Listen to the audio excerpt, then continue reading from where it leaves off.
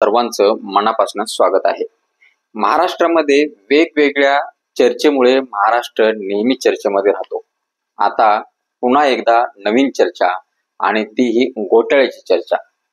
आता भ्रष्टाचार एवढा फोफावला आहे की भ्रष्टाचार केल्याशिवाय विकास कामाला हातच लागत नाही, विकासाला गतीच येत नाही.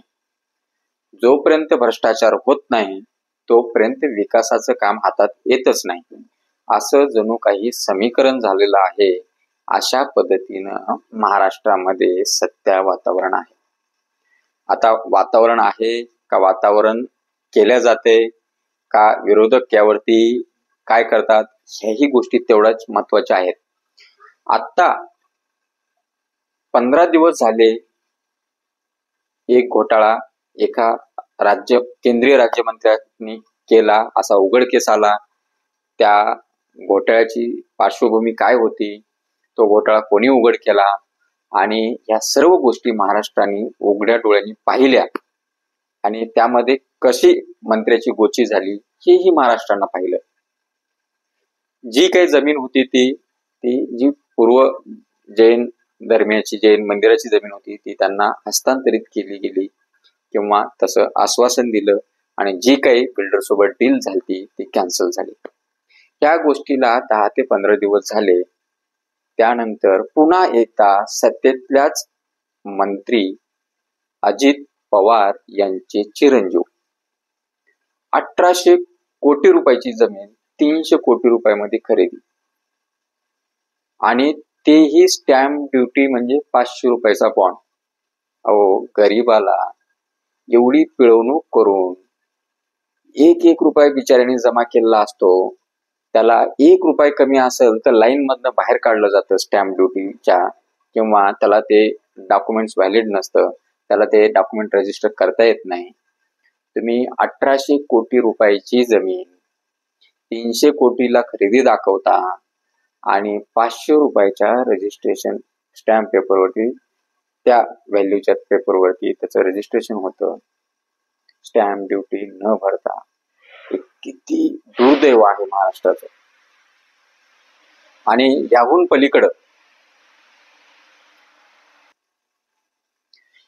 पलीकडचं दुर्दैव असं की सत्तेमधलेच लोक पुन्हा घोटाळ्यामध्ये अडकतात.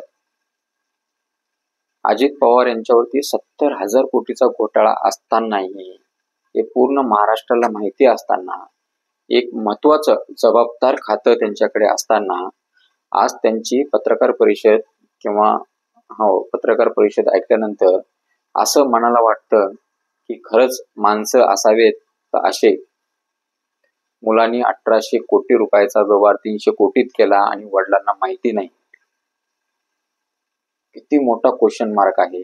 म्हणजे महाराष्ट्रामधली सामान्य जनता किती, शब्द वापरता येणार नाही, तो संविधानिक नाहीये, किती तुम्ही महाराष्ट्रातल्या जनतेला समजणार.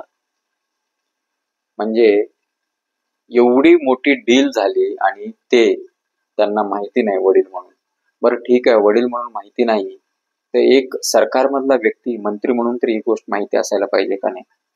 ज्यावेळेस अजित पवार हे पत्रकारांशी बोलत होते त्यावेळेस सुस्पष्टपणे त्यांच्या चेहऱ्यावरती खोटं हे दिसत होतं. आता सगळ्यात महत्वाचं जे त्यांनी पत्रकार परिषदेमध्ये सांगितलं की नंबर 1, मला ह्याबद्दल माहिती नव्हती. नंबर 2, भविष्यामध्ये कोणीही माझं नाव घेऊन किंवा माझ्या नावाखाली असं जर काही करण्याचा प्रयत्न केला कोणतं काम, तर ते अधिकाऱ्याने त्यांनी निर्देश दिले की करू नका. नंबर 3, कोणतेही माझे नातेवाईक असो, कितीही जवळचे असो, आणि आता कोणती अजून गोष्ट निघाली बाहेर तर त्यावरती निपक्षपातपणे अधिकाऱ्यांनी कारवाई करावी. हे असे आता त्यांनी जे काही सूचना दिल्यात ते ह्या सूचना खरोखर मनापासून दिलेल्या आहेत का मीडियासाठी आणि महाराष्ट्रातल्या जनतेसाठी दिलेल्या आहेत, हे तेवढाच महत्वाचा प्रश्न आहे. पण शेवटी क्वेश्चन मार्क राहतो ते की एवढ्या मोठ्या गोष्टी होऊ शकतात कशा. मग ह्यासाठी याला सहकार्य करणारे कोण कोण, ह्या गोष्टी करणारे कोण कोण, आणि त्याहून शोकांतिका ही आहे की ज्याचा हिस्सेदारी 50% वरती आहे त्यांना अटक होत नाही. जे 1%, 5%, 10% शेअरिंग असलेल्या लोकांना अटक होते. त्याहून पलीकडे आपले महसूल मंत्री म्हणतात की जे रजिस्ट्रेशन करण्यासाठी जे आलेले होते डॉक्युमेंट्स त्यांनाच अटक होऊ शकते, बाकी मालकांना होणार नाही.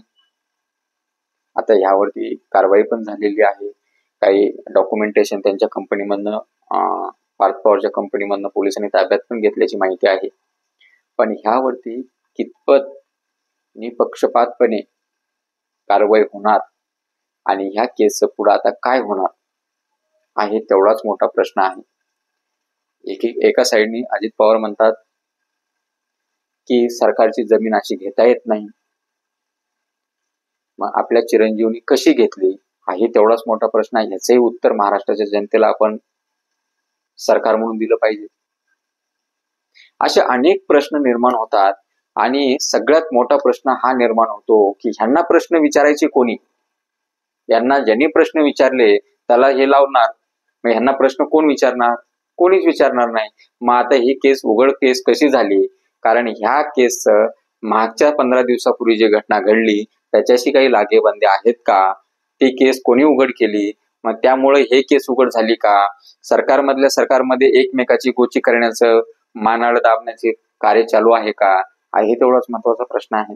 आता मागे हल्ली बघितलं आपण की या पक्षातले त्या पक्षात, त्या पक्षातले त्या पक्षात, सत्तेमधल्याच शिंदे यांच्या शिवसेनेमधले बीजेपी मध्ये येतात, बीजेपी मधले शिंदे यांच्या शिवसेनेत येतात, त्या दोघांची इकडले अजित पवार यांच्याकडे येतात. मग इथे चढाओढ चाललेली आहे का? असे अनेक प्रश्न निर्माण होतात आणि त्याहून पलीकडे एक प्रश्न आता महाराष्ट्रातल्या जनतेला पडला असेल आणि पडला नसेल तर हा पडला पाहिजे. खरोखर सत्तेमधले हे जे तिन्ही पक्ष आहे, सत्तेमधले लोक आहेत, खरोखर महाराष्ट्राच्या हिताचे लोक आहेत का? महाराष्ट्राच्या जनतेचा विचार करणारे लोक आहेत का? मग आता सत्ता म्हटलं की कोणत्याही सत्ताधाऱ्यांना सगळ्या गोष्टी सत्तेच्या त्या दायऱ्यामध्ये राहूनच कराव्या लागतात.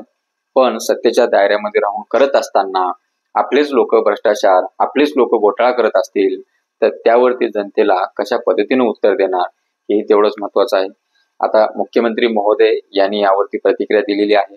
मुख्यमंत्री महोदय यांनी प्रतिक्रिया दिल्यानंतर हे सिरियस किंवा गंभीर प्रकरण असल्याचं सांगत त्यांनी यावरती विचार केला जाईल असंही सांगितलेलं आहे.